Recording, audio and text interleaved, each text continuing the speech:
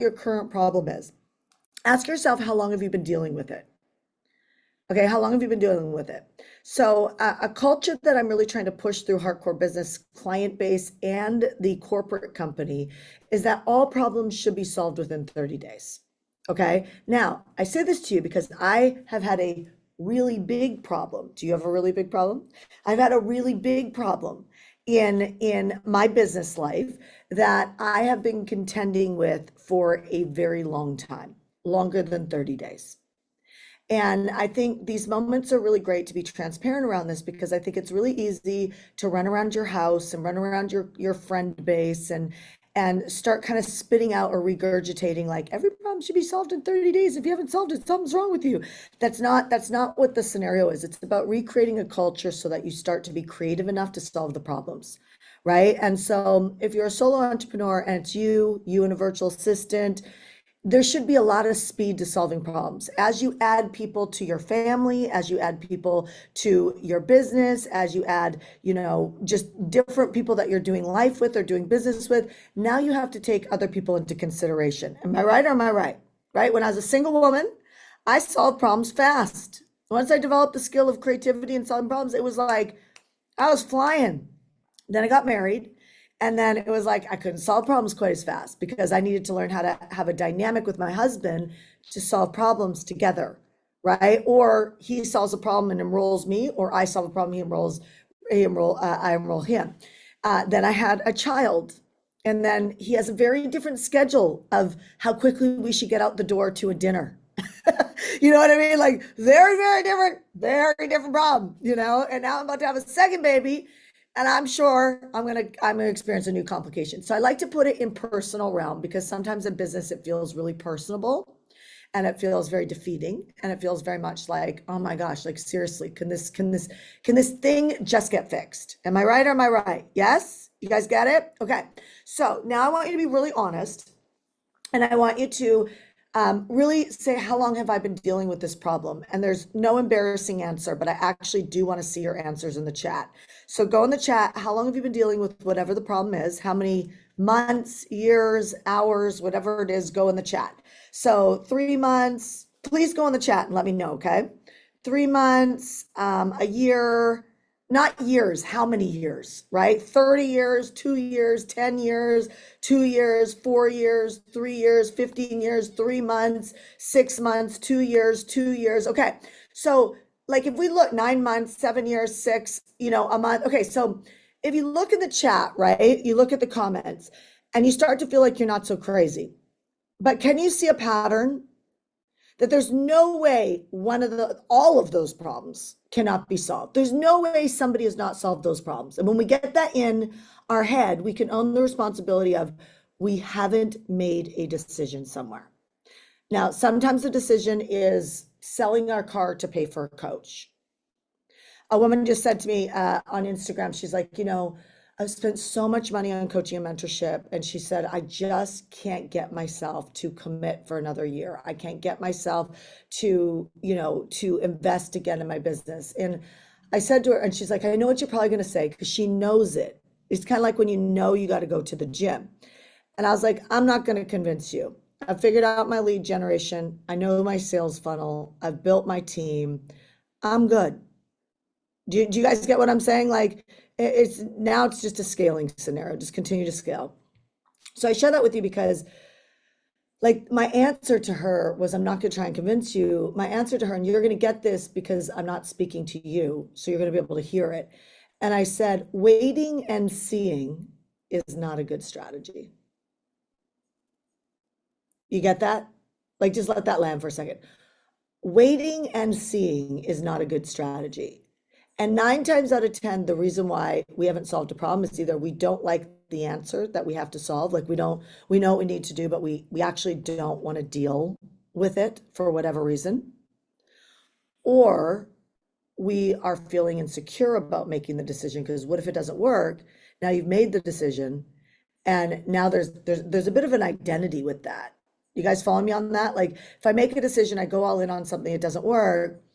It's like, it's almost, I don't know if you guys, I felt this way before. It's like, it's almost better to be frustrated than face the fact that you made a decision that was wrong, bad, whatever, right? Didn't work. Like, it's like you don't, it's almost like avoiding, it's like, have you ever had an animal, have any of you guys ever had an animal pass away and you really loved them? Like you really loved them and the pain of that. And you could put anything, it could be someone that broke your heart. And it's like, you almost don't want to fall in love again or find another animal again. Like you almost don't want to, like, because you know eventually another animal's gonna die. Does that make sense? Like it's like you don't want to go through that again. I felt that way. I felt that way when my 17-year-old rat terrier died.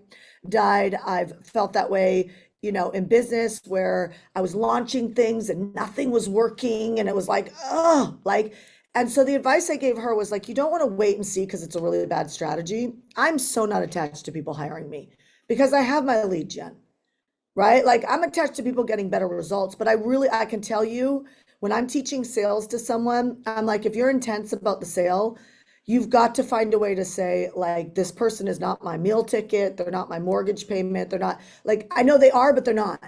You know what I mean? And until you can neutralize that, it's really hard to get good at like your heart leading in what's the best decision for a prospect versus your needs leading, which is all about you.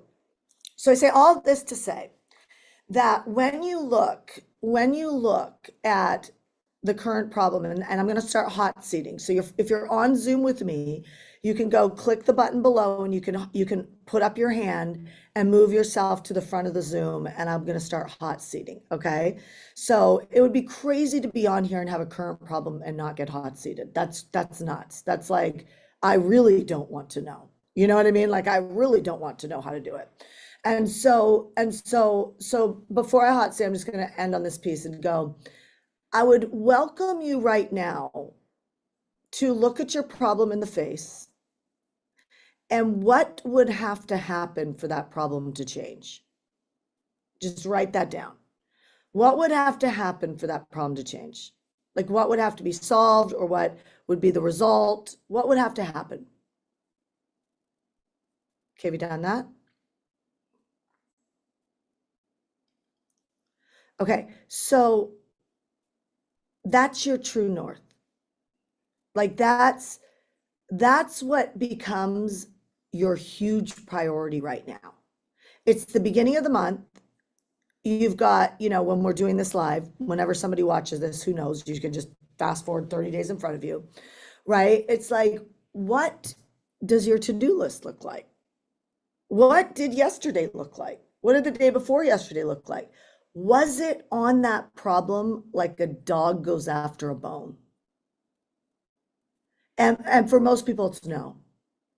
For most people, if I would have tracked your hours from the minute you got up, right? It's like I got up, I brushed my teeth, I had breakfast, I took a shower, maybe worked out, and then maybe sat down to get to real work at like 9 or 9:30, or you went to a job and then you're going to work on your business during the lunch. Most people won't do that. They'll take a lunch. I need a break. I'm like, no, you need a break from poverty. You need a break from stress. You need a break from lack. You need a break from looking at price tags. You need a break from getting mad at your spouse because there's not enough money. You need a break from getting mad at the bank because you somehow think that there's not enough money. You need a break from that, which requires you to turn off the Netflix and start realizing that some of the decisions you're making are not having you prioritize the thing that will free up a huge portion of your life. You already know what you need to do. This is why I tell people when they're procrastinating or they've got perfectionism issues or they feel like they're overwhelmed. No, you're not overwhelmed. You're just not telling people how to treat you. You're not telling people when your work hours are. You're not putting your phone on do not disturb. You're not telling people they don't need to tag you in that Slack every single time. You're not telling your child that if you come into my office one more time during this time, you will not see your iPad for a week. You know what I mean? You're not leading it. And this is why I say everything's leadership. And when you own it like that, you will get the most out of this year. I'm telling you, you will have the exact life you want. It will not happen with a coaching program, a mentor, an accountability program, grouping up with a bunch of other people that are failing and watching Netflix. You get it? That are taking a lunch break. I know, like I'm a huge fan on taking flex time. I think it's really important to get perspective. But I'm an even bigger fan on getting out of the middle class. And it is not only just a mindset, it's a friend peer group, it's a family peer group. Like my kid, and I'm going to go to you, Kendra, next. My kid, I'm not kidding you, I learn more from my son because he's listened to us train so many times that if I'm falling off my game anywhere, because we're all human, he will get on my game. Does that make sense? And he course corrects me very, very quickly. And it's an awesome accountability partner because he has no filters yet. You know what I mean? Like he's not trying to be kind. He's not trying to worry about mommy's feelings. He's just straight up like, "Hey mom, I don't think you should be doing that right now." He came up to me today and he like, I'm very pregnant right now. Look at this. I am very pregnant right now. And so he comes to me and he says to me this morning, he goes, "Well, mom, you're looking very pregnant right now." And he goes, "So you think we should get out for a walk today?" And I'm like, "Absolutely, baby, let's go." You know what I mean? Like, and it's good because he knows what my vision is. My vision is to have strong arms, strong legs, to give birth easily, to have like to have good, healthy blood sugar level. Like he knows this because I talk about it. And he's a part of the team. Okay. So Kendra, and we're going to start hot seating. So Kendra, we're going to pull Kendra up here. Kendra, I don't need your backstory, okay? You've probably heard the drill before. I'm going to unmute you. What I need from you is what's the current problem and what do you think would solve it? Go for it. Meat and potatoes, I think the current problem is I let busyness. I have a coffee shop and I've known that we need to sell it.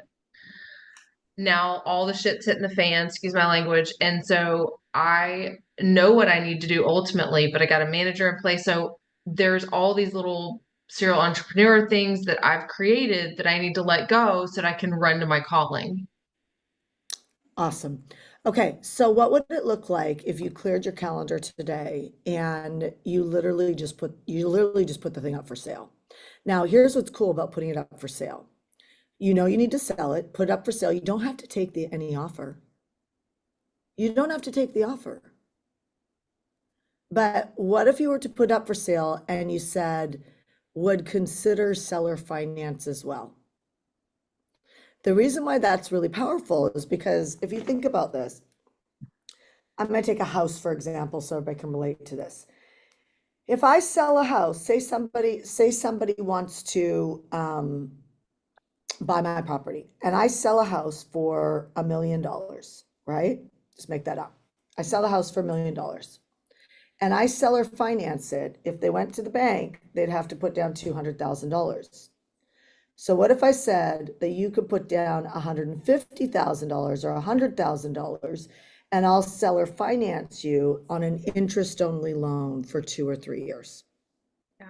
Okay, so pretend the interest-only loan. I don't have a mortgage calculator here, so some of you guys are in the mortgage industry, but let's just for sake's point, like just say the mortgage was $8,000 a month. Let's pretend that's the mortgage, okay?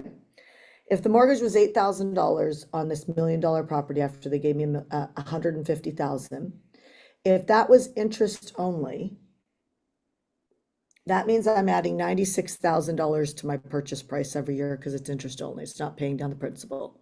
If I'm willing to do that for 2 years for them, I make my principal plus I make an extra, oops, that's going up, sorry.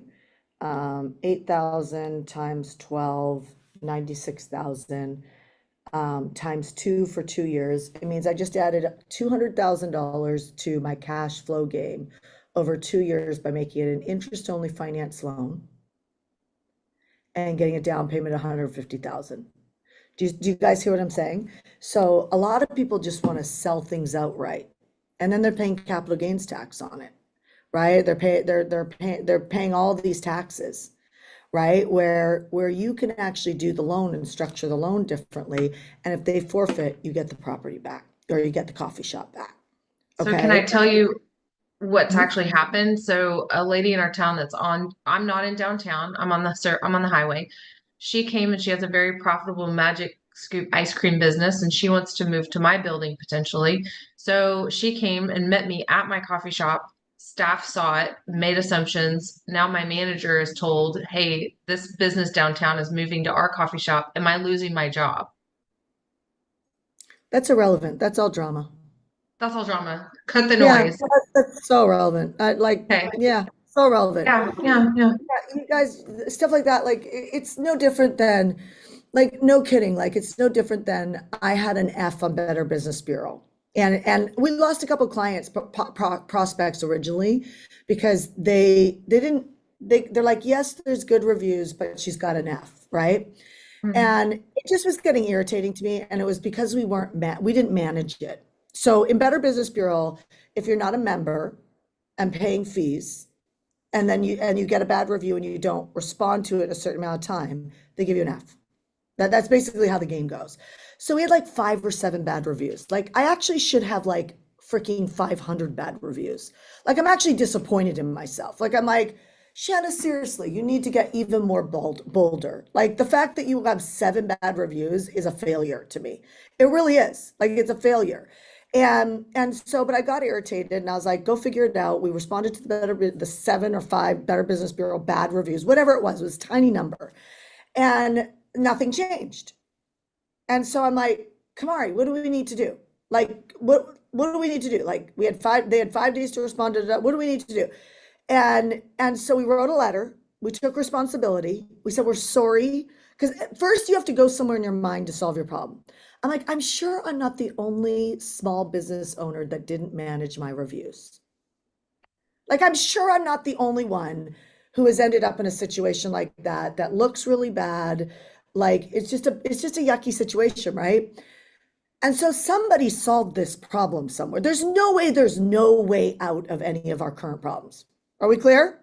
That's how you have to get there first. Because if you don't get there first in your current problem, however you do that, right? There's no way that there hasn't been another coffee shop owner that hasn't had a employee that outstepped their boundaries and just said something just detrimental, like that person is not thinking about the culture of the company, they're thinking about themselves. You know what I mean? Mhm. Like it would be like somebody in my company going, Kendra, like Shanda, like Shanda's just, she was just in a bad mood today and she said something. Like, you just wouldn't say that to a client. Like, you know what I mean? A customer service, like, correspond. Like, you just don't say, like, your person just should not be saying that to a patron in the coffee shop. But, like, this is what Alex Hermosi calls, I think he calls this stupid rules. Like, if you have to tell people common sense rules, you probably have a horrible thing to say, but you probably have a stupid person. You know what I mean? Like that's a horrible thing to say, but you're just like, you shouldn't have to manage like common sense things like that. Like you're just like, really? I know that was a really uncouth thing to say, but hopefully you understand what I mean. And so you have to just get there and just be like, okay, like you're gonna have to go talk to this person and teach them some etiquette and be Yeah. like imagine if you were dating somebody and I pointed out like things about you that were not favorable. Do you think that person would start noticing that? Yes, that's what you just did to the coffee shop, right? Like she's not your friend. She's not, you know what I mean? Like that is just inappropriate. You know what I mean? And I just would appreciate you upholding a professional atmosphere, right? And trust me that we will take care of you. We will figure it out. Okay. And so Thank you. you have to go rip that band-aid off and go have that conversation because and if she does it again, then it's a ciao, bye. And so when I got that thought about the Better Business Bureau, I was like, come on, there's got to be another way. And I was like, let's write a letter, take full responsibility, like no defensiveness. I'm so sorry we didn't manage our reviews. Look at our trust pilot reviews. We're truly not that person, not that company. We care about our people and we didn't respond, but we have responded. Yes. Is there another way that we can get this thing manually reviewed? And then he sends me a message a few days later, a week later, and we're an A plus, right? Now, all the people that didn't join us because they thought that that was our reputation, should have dug a little bit more because they should be asking, why do I not have 500 bad reviews? That is critical thinking. Do you know what I mean? Like, and so it is what it is. So now I know, what do I need to do? I need to build reviews, and it's not built in yet, but I need to build reviews into our client base so that when somebody wins with a coach, like right now it's manual. Somebody wins with a coach, or I see somebody win or whatever, we'll send them a message, say, could you mind just writing a review?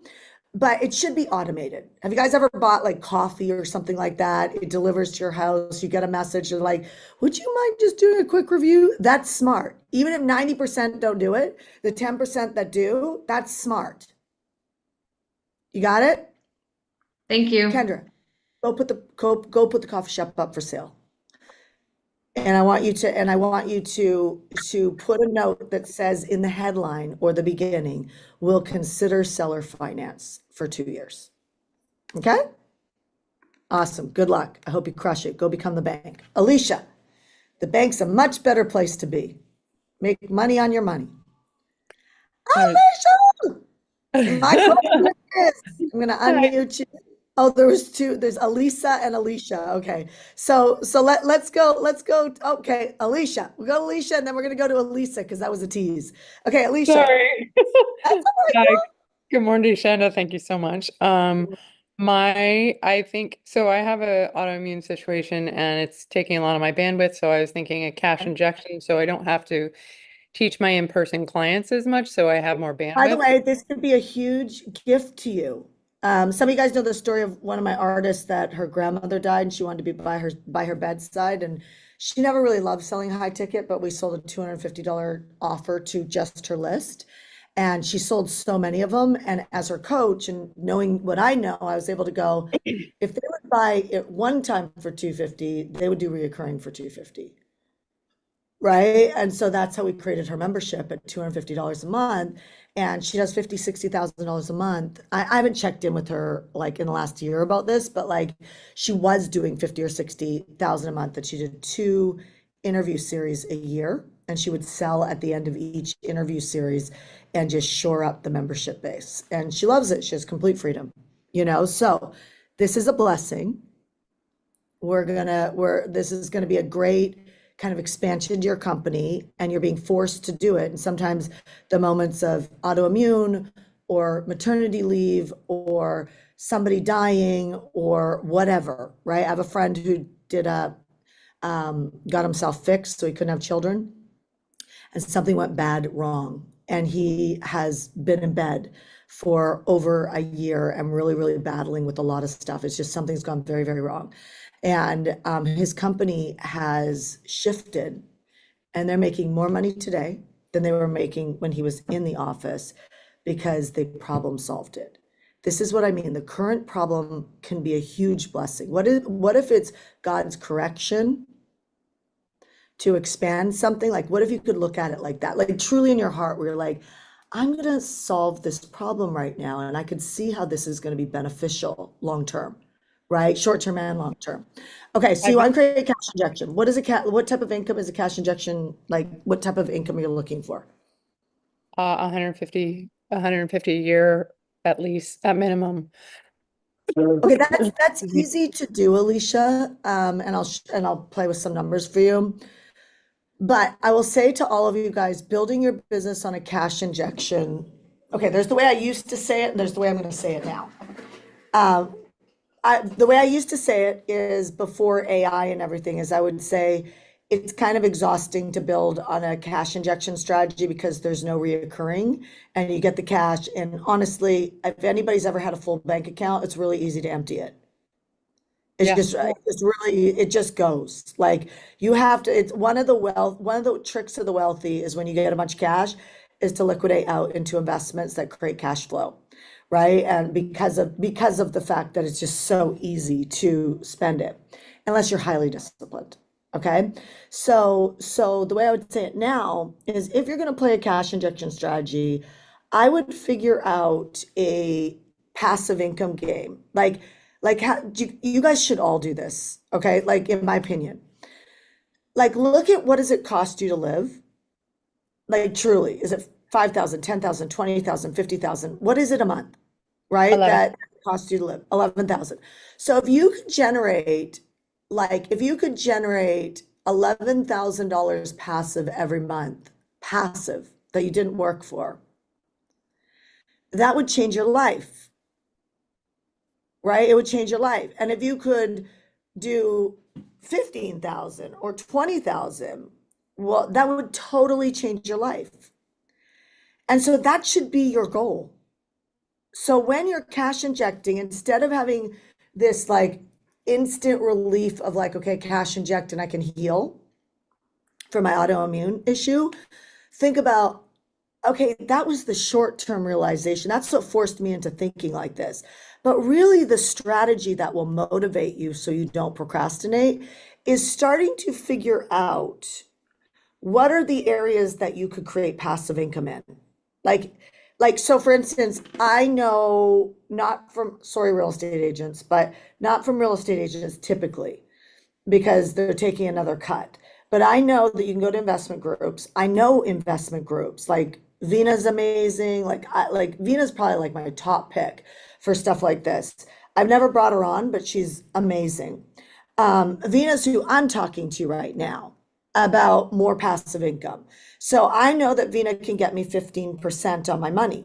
My financial advisor, they're like 10%, 9%, maybe 12%, but it's really hovers around. If you get 10% on your money, they're like, you're good, right? I hate that, right? Like, I'm like, I want more than 10% of my money, right? Because I do the math and it feels like I have to make too much money to make money, right? So 15% on the money is a better deal for me. So I'm like, okay, so if I cash inject 150,000 and I gave it to Vina and I made 15% on my money, that means I'm making $22,000 on my money a year, which means I'm making 1,800. So now you start doubling down and saying, well, what if I could make 50,000 in a month and I could do that 5 months in a row? Do you guys get what I'm saying? Like you start moving the chips. I got a car, I've got equity in a home, and you start to move the chips. And you do start to solve the problems differently when you're not operating from fear, but you're operating from, I'm actually motivated to have $15,000 or $10,000 a month coming in. Do you guys get it? Yes? So when you're looking at this game, now you start playing the game a little different. So you start to go, you might reach out to me on Instagram, I introduce you to her, you might go to a local real estate investment group, but what you're looking for, well, you have to look, I look for a certain amount of high risk and low risk. Makes Right? My sense. low risk makes me feel like, okay, but it's just a lower, it's a slower run. Right? So if you have equity in a home, when the interest rates do drop, because they know they're going to drop, right? They're popping up, they're going down, they know they're going to drop. And so study it, you don't have to take my word for it. But so they drop, right? And when they drop, you might be sitting there waiting. When they drop, I've got all my stuff in a file ready to go, so I can qualify to pull my equity out. Or there's also something called fractional loans for business owners. Fractional loans often are like 5%, and there's fractional loan companies all over the place. Okay, and so I'm sharing this with you guys because I want you to think differently. So I have equity in a couple of my properties. I want the equity out because I want the equity in a passive income game. Currently, I have equity to be able to generate $70,000 more a month. I want that. Does that make sense, you guys? So I want that. And if it costs me 10,000 a month to make 70,000 a month, I'm doing that deal all day long. Now, if it's a high risk, now I might not do that deal. Right? Now I might not do that deal.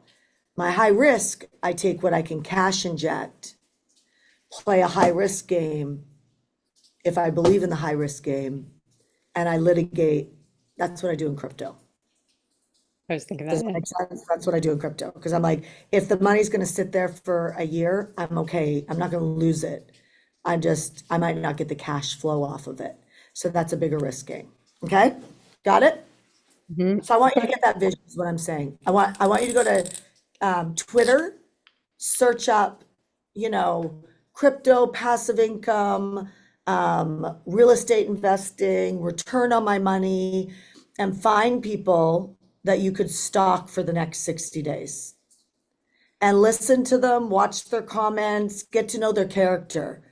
And if they've got it like a Substack group or something, which is just another platform that's often free, or it's $19 to join something, do it and stalk them and just make it part of your end of day routine to start reading their stuff, and you will organically be attracted. That's how I do crypto.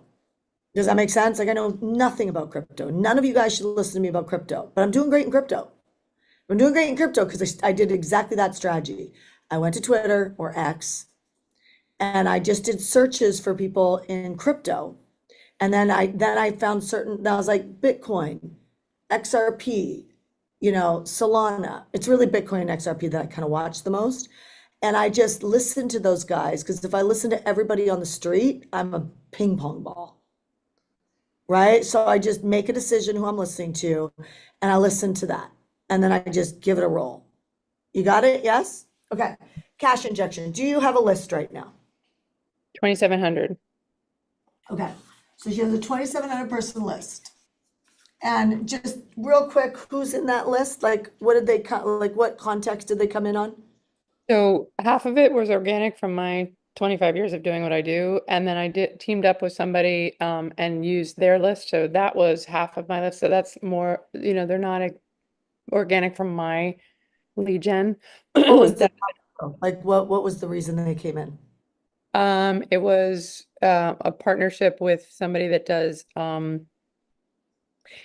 sorry, brain fog, senior housing leads, senior Okay. housing joint venture deals, and a broker. But so when you got half of this list from your partnership, what like is it seniors in there or is it investors in there? What is it? They are like project managers, they are investors, they are also I don't know the terminology in that world, but who runs the operation managers, Okay. those types of people. And who's the other group? Those are past clients of mine that are movement therapist teachers, Pilates teachers, old Pilates clients of mine, movement therapy clients of Okay, mine. so this is health and this is more career path. Yes? Okay. Is When you that say that wasn't my career path, it was well, there. just business, career, Yes. investor? Yes. So is it more investor? I'd say operations people um, that run senior housing, that also buy senior housing. Okay. Okay. So I don't know the connection between this without surveying, Mhm. right? My initial thought is they're all people, most people are interested in some level of health. Does that make sense? Like these guys who are hanging out in senior housing conversation, they're very connected with death, mortality, what happens if you don't take care of your health. These guys So are obviously interested in health. I did so just recently did a analytics on my email blasts and my Mhm. email campaign, and one of the highest targets. It was really interesting because I had so many of them, over 400 of them. It was a 96% click rate, 83% look Was through it? rate. Just jump to the point for me. What was it? Sorry. That's That so many of them were from this list. So I was like, and this was about the retreat that's coming up in May. So I was like, okay, well, obviously they're interested in something with their health. That yeah, was it. yeah. Well, I mean, The takeaway. that I can see there's a link there. I just don't know exactly what the link is, right? But I can Yeah. see there's a Mhm. link there. So I feel pretty confident about that. So when I'm looking at when I'm looking at cash injections, I am looking at often back where when I didn't have a team. I'm just going to go back to when I did have a team. I'm looking at my list. I'm looking at how many phone numbers are in my list. and I'm looking at picking up the call, a phone call, and texting directly, whether it's a Google number or my own cell phone number or whatever. And because connection is currency. Connection is currency, you guys. So there's a little kind of, let's call it framework that I work with. It's called connect, engage, service, make an offer. CESO, connect, engage, service, make an offer.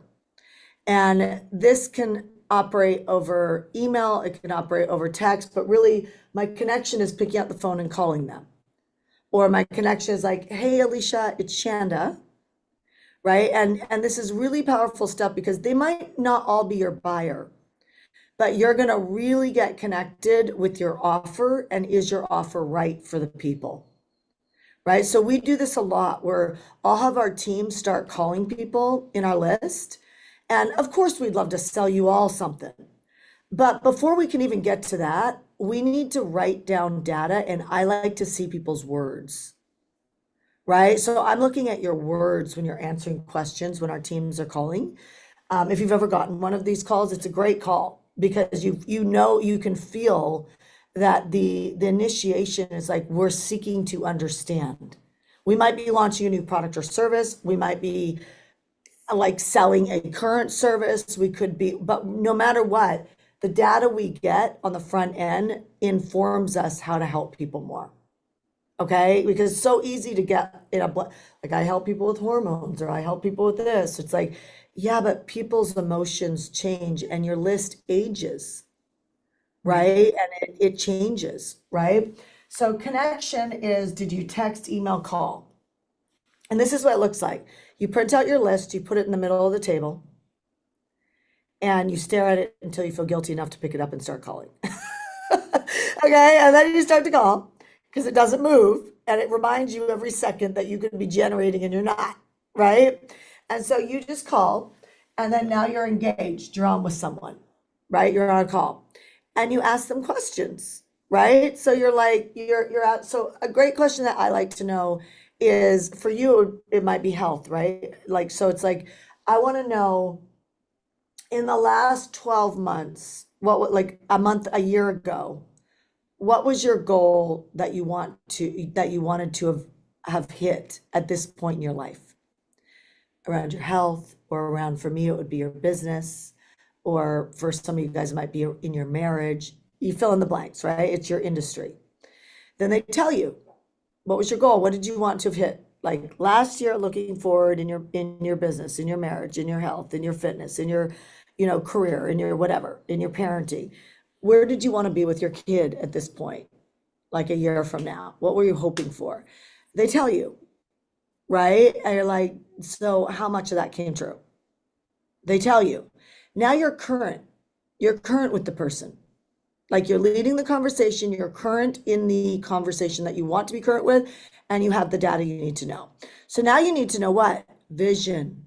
My people will perish without a vision. So now you must know vision. Most people sell products and services. Don't do that. Like, you want to take care of people. That's how you sell. You take care of people, you sell them what they need, right? And so now you want to know where they want to go. Now let's fast forward 12 months from now. Where do you want to be? And they tell you, what do you think might get in the way? And why do you think that might get in the way? They tell you. So that's all engaging. Now I move to servicing. This is a framework of a great call.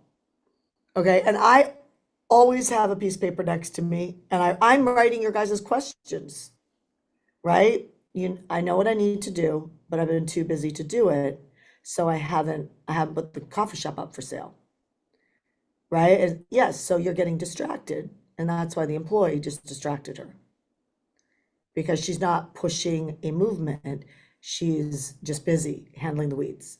So now anything becomes a weed and a distraction, unless you're locked on and you're pushing towards that sale. For the coffee shop lady, for you, it's the cash injection. I'm writing this down. This is like the same type of thing. I'm writing it down because this is content for me, right? This is valuable content that if you have the current problem, other people are having it, right? So now I'm going to service based on what I got here. I connected, I'm on, I'm engaging, I'm asking these 2 or 3 questions so I can get past and future and what's getting in the way. Now I'm going to build authority. You try and sell without building authority, it's a bad move. You better follow all of the salespeople out there that are like ninjas at selling and can get you to make a decision. And they are blessings, by the way. They are blessings. When someone can back you into a corner to be able to make a decision, that's a blessing because they can keep course correcting the question until you actually just get to the real decision, right? Is the decision yes or decision no? Most of us will never get that good at selling because we don't care that much. And I don't mean that in a disrespectful way. We don't, right? Like our goal is not to be this great salesperson because we've never gotten a vision for that. It's a smart vision to get, but it's not going to be most people's vision. Okay, so what I need to do is I need to build authority now in the S, which is service. So that's where you should be able to improv at that point to help somebody. And if you can't make an offer. And this really tells you this service moment. Is this person safe with you? Is this person the right prospect for you? Or should you just give them a little bit of advice and refer them to someone that can help them?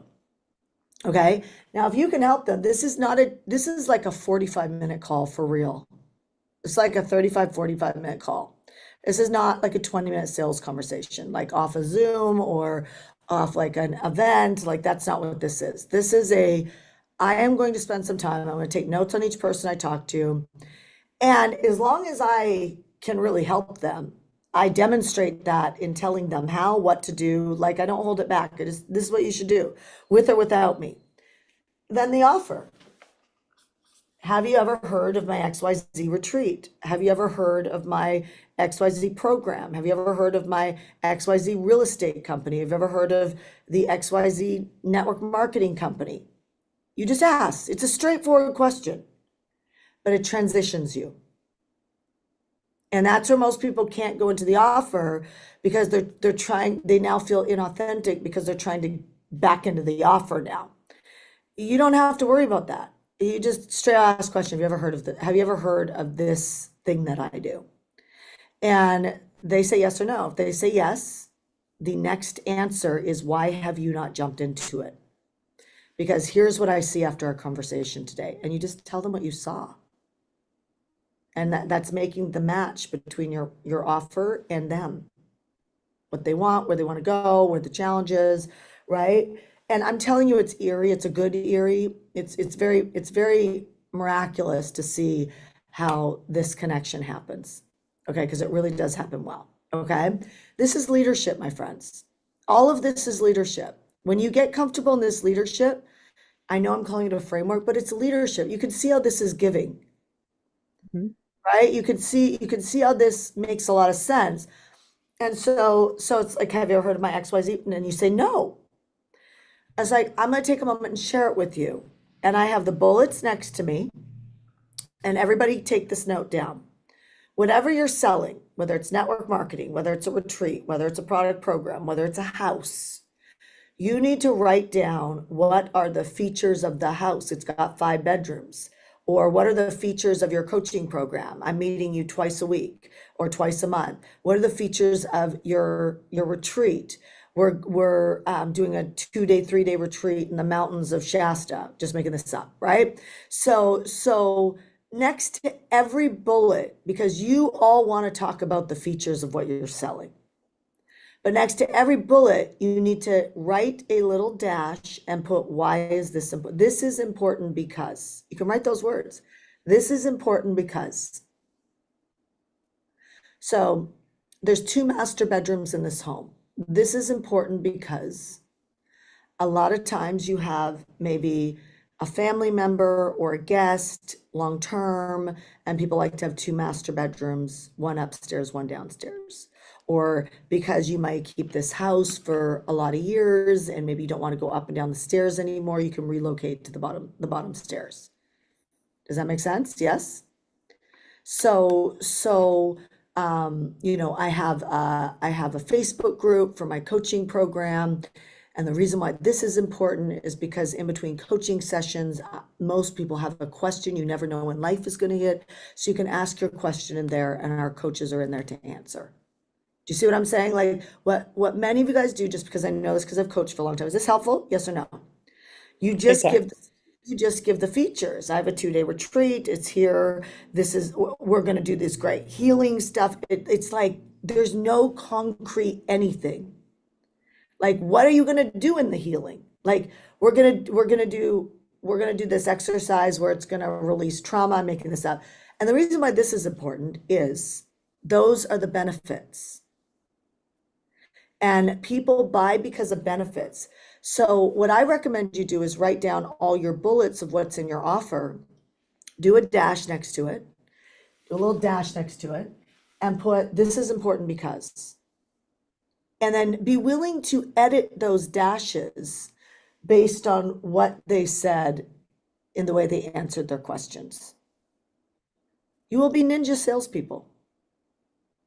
Okay, now my only request as you're armed with this is go practice it.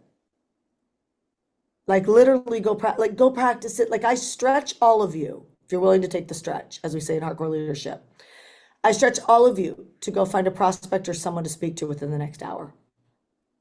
And if you're in Mentor Me Live, go back into our Facebook group and say, I took the stretch. Here's what happened, right? And do it. And it'll be interesting to see how many people jump on. Alicia, I'm going to keep going because I'm going to take Elisa. Elisa, pop up.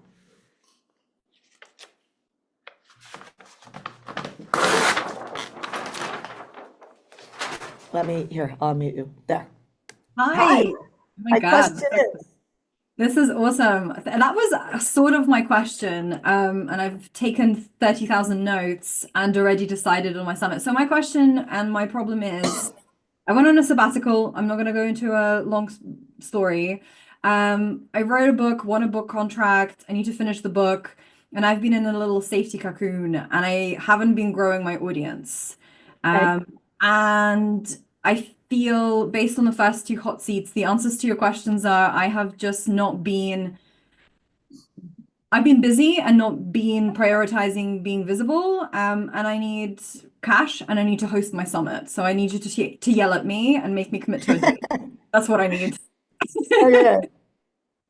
Okay. But I did just buy a domain name while you were talking. So it's going to be called the Okay. What's Now Summit, I think.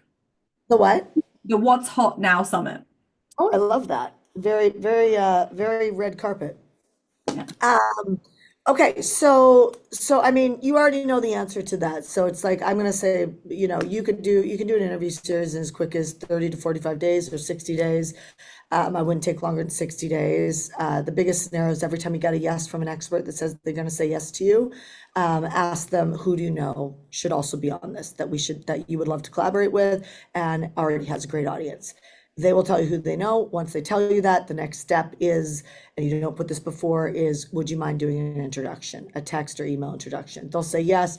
You can build your whole thing like that. Like once you get, like, even if you just get 3 people, you could, like, it's like boom, boom, boom, boom, boom. As long as you're getting on the phone with people quickly versus like, I'll talk to you in a week, which is, that's something I notice with myself when I'm avoiding something because I'm busy. I will notice that I'll delay you like 3-4 days or next week. And that's an indication when I see that come out of my personality that I'm avoiding something. And Yeah. usually I know what it is, right? So I'm just gonna face this right now and just handle it. Does that make sense? It does make So, sense. Can I ask so a what follow-up else question? can I help you? What else can I help you with? Because you already know you need to go do it. Make Yeah, your day. I'm doing Go it. do it. 45 Yeah. days. We're going to do it in 45 days. It's going to Okay. be great. I have a question about the list. So I do have a list. I recently scrubbed it. I do feel like it's a little bit dead. I grew it through bundles and also organic. It's about Okay. 3,000-ish people.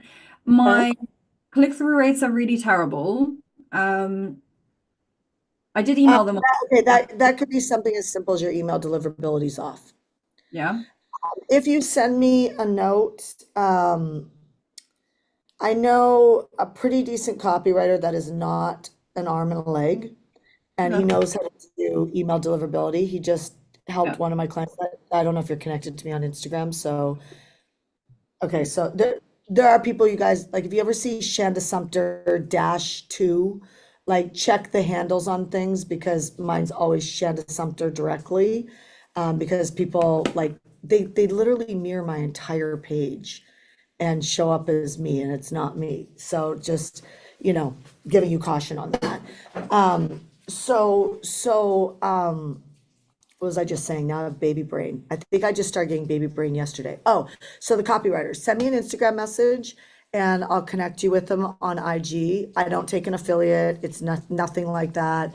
But he's been writing copy for a couple of my clients over the last year. And one of my clients' email deliverability went to 11%.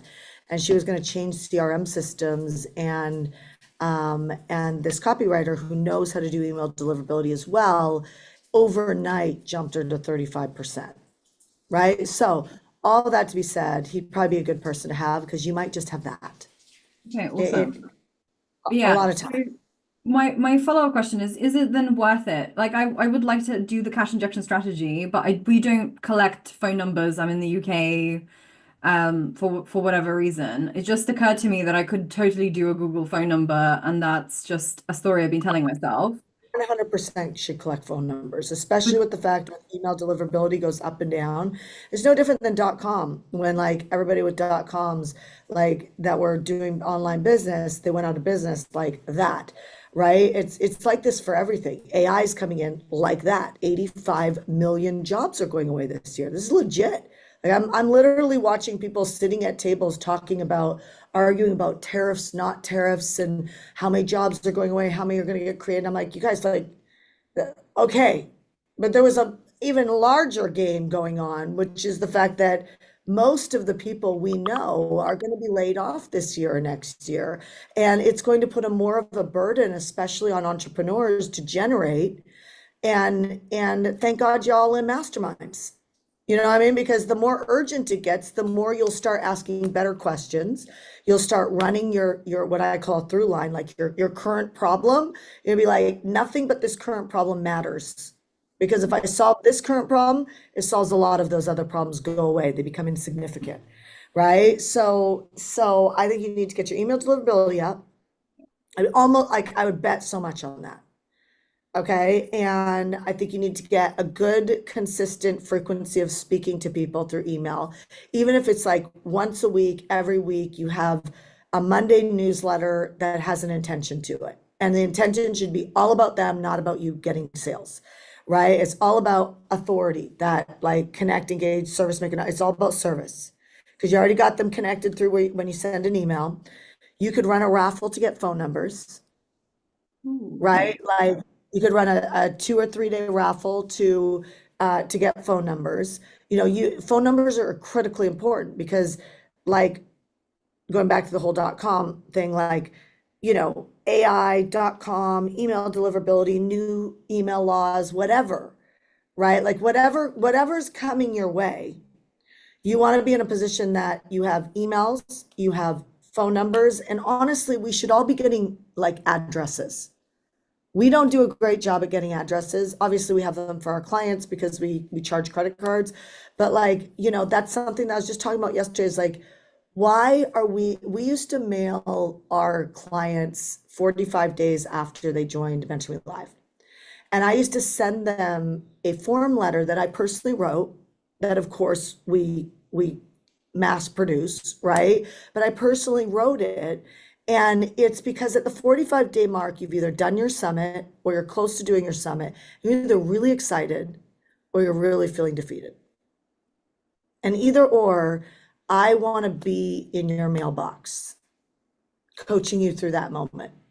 You know what I mean? And it made a huge difference. Like at one point, we had a 55% attrition rate when I gave birth to my son. I took maternity leave for 2 months. And in that 2 months, we had a 55% attrition, meaning 55% of my clients just abandoned out, Yeah. right? While I was on maternity leave. I came back from maternity leave. I'm a really big fan of keeping my word. So I finished my maternity leave. I came back. I said, don't take them out of the program. And I came back and it took me about a month and a half to get them back engaged, right? Like that doesn't happen if you foresee the fallout. I had never given birth before. I had never I didn't even think like this is why you can't be afraid of mistakes because they're coming. It's what do you do when you get hit in the teeth? Do you get mad, angry, get evil in your house that nobody wants to be around you? What do you do? I get more calm. Mm. And I feel like I'm really good in a traumatic situation. I get calm, I get clear, and I get really clear first, where am I not making a decision or didn't make a decision or what decision needs to be made? And then I make it. And I'm very assertive about it at that point. Some people might take that as being mean, but like I'm very assertive at that point because it's urgent. We need to move, right? So like I say this to you guys as I say it to, I've been saying it inside of our company. It's like we need to go back to sending that piece of mail out into our clients' inbox because you guys, when things are bad, if you got a letter from me, wouldn't it feel better? Especially if I knew the spot that you're probably at. So it's not uncommon when you try a campaign that it disappoints you. That's not uncommon. Like we all got that. What's the bad decision is I'll wait and see and take my foot off the gas and sit and lick my wounds. That's the problem. You need to get back up and we need to go after it again. And you need to figure out what you learned and what didn't work. And you need to make it non-negotiable. This next one's working. Does that make sense? You close your gaps. Now you have 3,000 people. I would run a raffle to that list and I would get phone numbers. And then I would run a 3-day challenge or campaign and I would book your calendar. You got $1 million sitting in that list. I guarantee you. Like this year. I mean, I can't give you an income claim and I'm not anybody's financial advisor, but I'm good at creating cash. You know, and that's because I'm good at taking care of people. I watch what they need. Okay? Now, when you get phone numbers, do the campaign, connect, engage, service, make an offer. Just pick up the phone and just start calling people and have those conversations with them. Connect, engage, service, make an offer, and watch what happens. When I did that, I enrolled 13 or 14 people in 3 days. Yeah. Myself, the only other person who's done that is my husband. And what's wild is my sales team could do that all day long. It's just, what's the difference? Cleared my calendar, didn't do anything else. Do you think I called and talked to people for 3 days, 8 hours a day? No. I'd love to say I'm that disciplined. I'm not. That makes me Right? feel better. Yeah, exactly. That's why I tell it. I'm not. And so I just put that darn piece of paper printed out on my table and I stare at it until I feel like a complete fraud if I don't do what I teach. And then I start to do it because you're just working through a human thing. Once you start doing it, you're like, I set timers and I'm like 1 hour. For 1 hour, I'm not going to leave this living room. I'm going to walk around the living room, keep calling. There's no way if you I have my little egg timer. Yeah. yeah, exactly. I'm a good student. I've I run in follow the the house homework. and here. Yeah. This thing is gold, right? It's gold. And so I set that and I'm not leaving the living room and I just walk around the living room, right? Got it? Okay, I'll let you go. You're Got good it. to Thank go. you so much, Shanda. You're welcome on Nisha. Nisa? Nisi? Am I saying your name right? There we go. Okay, I'm going to take 2 more people. Okay, Nisa, let's Sorry, go. I'm here. I'm back. Right, my question is, You know what? My question is, my mindset. Everything's going really well. I'm killing it. I changed my priorities. I woke up this morning and I fixed a problem and I had all these tech issues. And I don't really have a question, but I thought I'm not going to pass up being able to be in the hot seat with Shanda. So I just really, I just want to say thank you. And I've learned so much. I've taken 5 pages of notes, and that's it. I don't really have a question. no, that's perfect. People are like, thank you. So Thank much you. love. Awesome. You're welcome. Done. Question. Hi, Shanda. So first off, this was super helpful and you answered a few of my questions leading up to this point. My big problem is myself.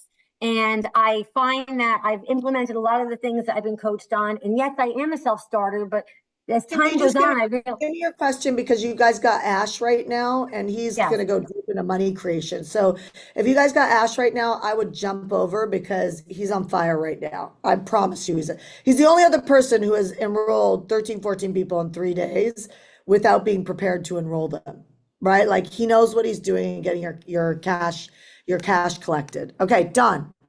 What's so your I need to question? do exactly what you just said. So I need to inject cash. I need to create a high ticket offer, which I've been working on through Chat GPT.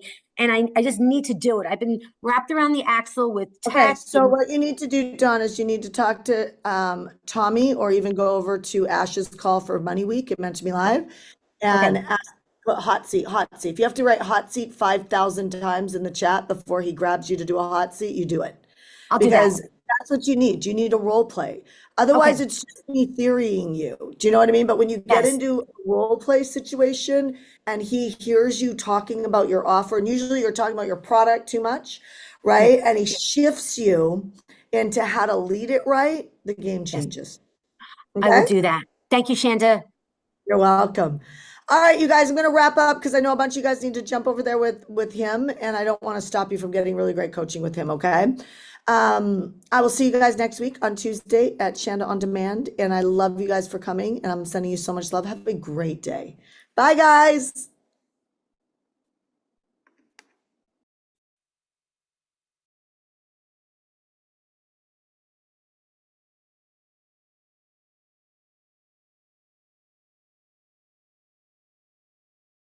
Nothing, we give it to the people, spread it across the country. Here we go back, this is the moment, tonight is the night, we'll fight till it's over, so we put our hands up like the ceiling can't hold us, like the ceiling can't hold us. Here we go back.